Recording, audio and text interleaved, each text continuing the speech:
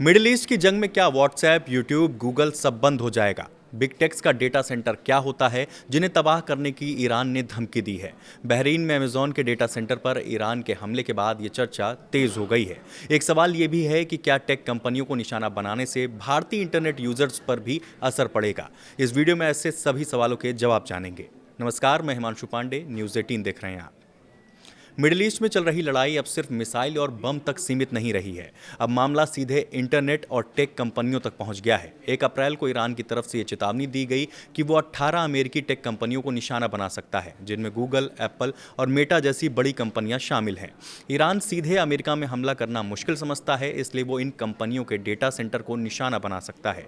UAE, Bahrain और आसपास के इलाकों में कई बड़े सर्वर सेंटर हैं जहां से पूरे इलाके की इंटरनेट सेवाएं चलती हैं। अगर यहां हमला होता है तो एक साथ लाखों करोड़ों यूजर्स की सर्विस पर असर पड़ेगा। पहले अमेजॉन के मामले में भी ऐसा ही देखने को मिला, जहां सर्विस में दिक्कत आई थी। हमला सिर्फ बम या ड्रोन से ही नहीं हो सकता, बल्कि इंटरनेट सिस्टम को भी खराब किया जा सकता है। अगर किसी डेटा सेंटर की बिजली, कूलिंग या नेटवर्क को नुकसान पहुंचता है तो वो बंद हो सकता है। इसके अलावा समुद्र के नीचे जो इंटरनेट केबल्स बिछी हैं उन पर असर पड़ा तो कई देशों में इंटरनेट बहुत धीमा या बंद हो सकता है। अब जानते हैं कि गूगल, एप्पल या मेटा के बड़े डेटा सेंटर में क्या होता है।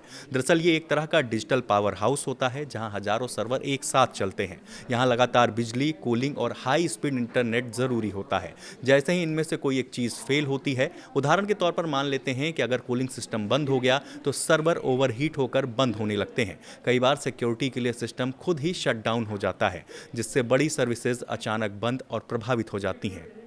कंपनी के लिए इसका नुकसान सिर्फ सर्वर बंद होना नहीं है, सबसे बड़ा नुकसान होता है डाउन टाइम का। जितनी देर सर्विस बंद रहती है उतनी देर कंपनी पैसा खोती रहती है। गूगल के लिए इसका मतलब एड्स रुकना, मेटा के लिए मतलब सोशल मीडिया और एड्स बिजनेस ठप होना, और एप्पल के लिए मतलब ऐप डाउनलोड, क्लाउड बैकअप और पेमेंट सिस्टम पर असर पड़ना। कंपनियों को करोड़ों डॉलर का नुकसान हो सकता है और उनकी क्रेडिबिलिटी पर भी सवाल उठता है।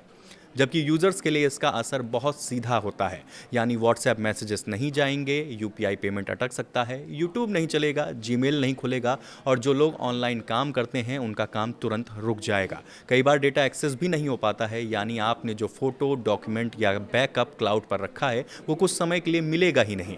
अगर डेटा सेंटर डाउन होता है तो ये सारी सर्विस एक साथ प्रभावित होती है। इससे लेन देन रुक सकता है, शेयर बाजार पर असर पड़ सकता है और कंपनियों का काम ठप हो सकता है।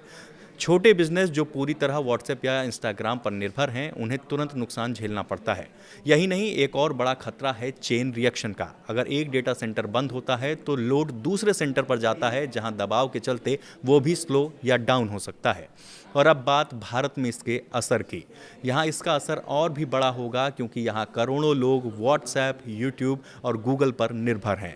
छोटे दुकानदार से लेकर बड़े बिजनेसमैन तक सबका काम ऑनलाइन प्लेटफॉर्म से चलता है। अगर सेवाएं कुछ घंटों के लिए भी बंद होती हैं तो काम रुकेगा, ट्रांजैक्शन प्रभावित होने की संभावना है, जिससे लोगों का रोजमर्रा का जीवन सीधे तौर पर ट्रैक से नीचे उतर जाएगा। इस वीडियो में फिलहाल इतना ही। ऐसे और वीडियोस के लिए बने रहिए न्यूज़ 18 के साथ। नमस्कार।